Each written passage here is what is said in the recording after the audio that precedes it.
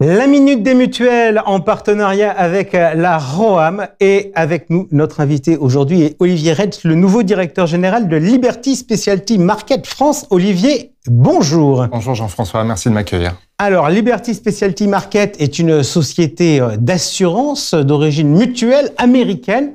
Alors, j'ai envie déjà de jouer un peu les chauvins. Les valeurs mutualistes sont des valeurs qui sont chères à la France. Elles sont aussi des valeurs américaines ? Absolument. On peut être américain et mutualiste. Liberty Mutual est une mutuelle américaine détenue par ses clients, comme en France. Nous sommes en France une société anonyme détenue à 100% par ce groupe mutualiste américain avec des valeurs qui se cascadent partout dans le monde, y compris ici en France, à travers les 80 collaborateurs que je représente aujourd'hui. Alors, ces valeurs, c'est quoi ?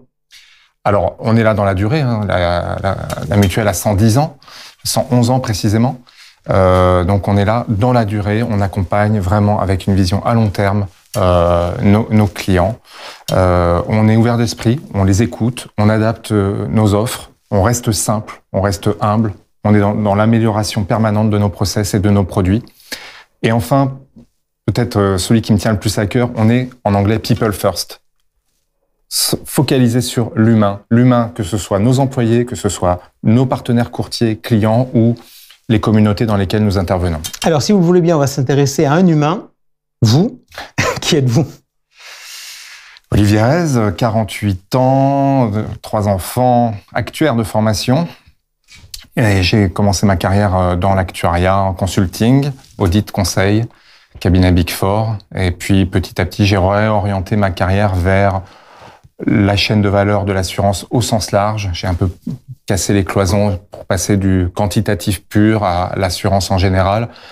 J'ai rejoint un grand groupe d'assurance dans lequel j'ai pu évoluer à différents postes essentiellement commerciaux, marketing, transformation, développement stratégique. Et j'ai rejoint Liberty depuis 3 mois et demi, depuis mars 2023. Mars 2023. Alors, allez, on va rentrer de manière très claire. La feuille de route qu'on vous a proposé, sur lequel vous avez dit oui, c'est quoi, grosso modo ?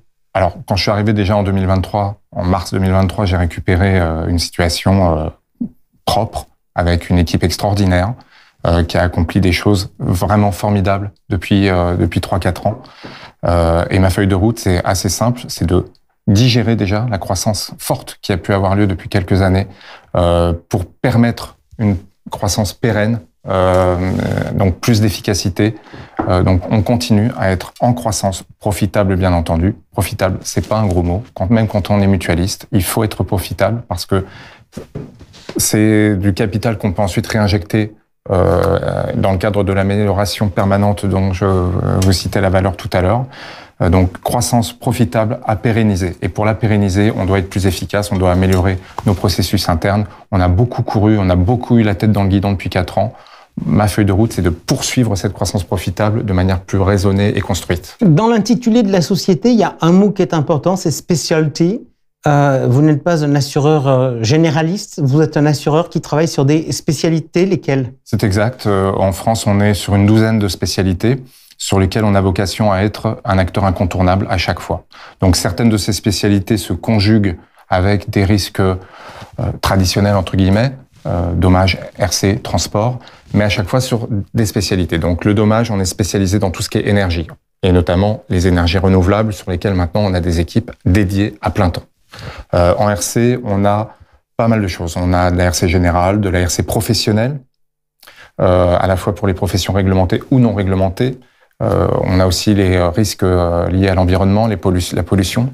Je reviens juste un cran en arrière, RC professionnelle. On a aussi une équipe de 5 personnes dédiées à plein temps sur la RC professionnelle des institutions financières, qui fait elle-même partie d'un département au sens large des risques financiers, dans lesquels on retrouve évidemment la RC dirigeant, la fraude, les passifs sociaux.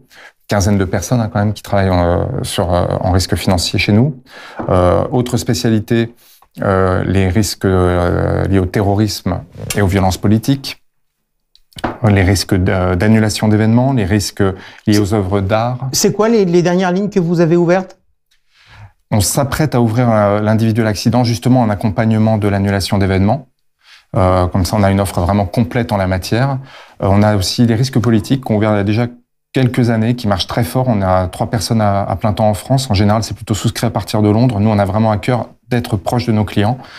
On a peut-être l'une des plus récentes ouvertures, c'est tout ce qui est M&A, donc fusion-acquisition. Juste pour pas faire de jaloux, également que j'oublie personne. Non, je crois que j'ai oublié personne. C'est pas grave, il y en a. Œuvres d'art, etc. Vous l'aviez dit. Mais je l'avais dit, d'accord, pardon. Ok. Juste, vous dites, on doit être incontournable. Incontournable, c'est bien. C'est mieux quand c'est les dots qui le disent. Vous êtes noté comment dans les baromètres phares de la place, que ce soit du côté des courtiers, du côté des gens qui gèrent les risques dans les entreprises? Alors l'une des ambitions, peut-être même l'ambition numéro 1, forcément en tant que mutuelle, c'est la satisfaction de nos courtiers, de nos clients. Donc on attache une énorme importance à ces retours, à ces enquêtes. Il y a un baromètre indépendant qui est très connu sur le marché parce qu'il est très représentatif. C'est le baromètre Golder, Joël Golder, qui interroge des centaines de courtiers. Il vient de sortir la 7e mouture qui fait tous les 2 ans, donc depuis 14 ans, auprès encore une fois de 400 ou 500 courtiers sur son baromètre. On était numéro 1 sur les 6 premiers. Dans les 12 dernières années.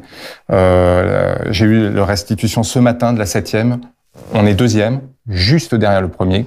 On a amélioré notre note par rapport à la dernière fois, mais quelqu'un l'a amélioré encore plus que nous. Néanmoins, on reste premier sur le segment de courtier de plus de 20 personnes, qui est le segment de courtier qui fait 80% de ce qu'on produit. Les courtiers, c'est aujourd'hui votre unique canal de distribution? Oui.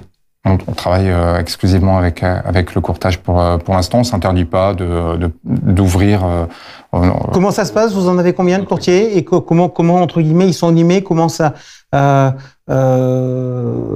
que vous avez suffisamment d'équipes pour répondre aux attentes, pour voir un peu le calibrage? Alors, on travaille avec 250 courtiers actuellement. C'est vrai qu'avec 80 personnes en France, c'est peut-être un chiffre un peu trop grand et on voit bien que la règle du 80-20 s'applique chez nous, 20% des courtiers qui produisent 80% de ce qu'on fait. Donc on a un peu une queue de comète en matière de courtage avec beaucoup de petits courtiers, ou en tout cas de courtiers qui pèsent peu lourd dans notre production.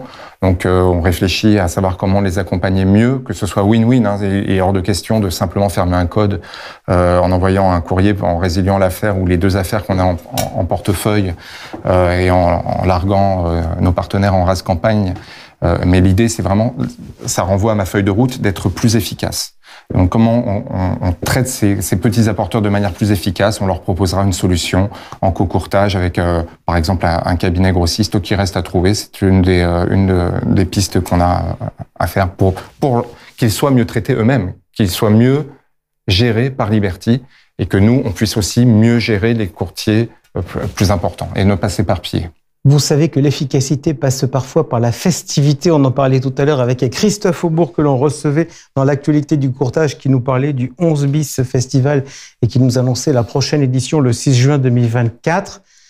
Festivité, j'ai cru comprendre que la filiale française de Liberty Specialty Market allait fêter ses 20 ans cette année. C'est exact. Il y aura une fête. 111 ans au niveau mondial, mais nous fêtons cette année nos 20 ans en France, effectivement. Vous êtes très bien renseignés. Et donc j'invite... Mais j'ai pas ni le lieu ni la date. J'invite tous nos partenaires et peut-être même vous à retenir la date du mardi 14 novembre. Nous célébrerons avec brio ces 20 ans à Landia, un restaurant dans le 16e arrondissement qui s'appelait La Gare avant, où nous avons nos habitudes, puisque le cocktail l'an dernier des 19 ans avait déjà été là-bas. Donc maintenant, ça devient un événement, on va dire, récurrent dans le calendrier événementiel du marché de l'assurance. On attend 500 personnes. On mettra évidemment le paquet sur l'animation pour fêter dignement ces 20 ans.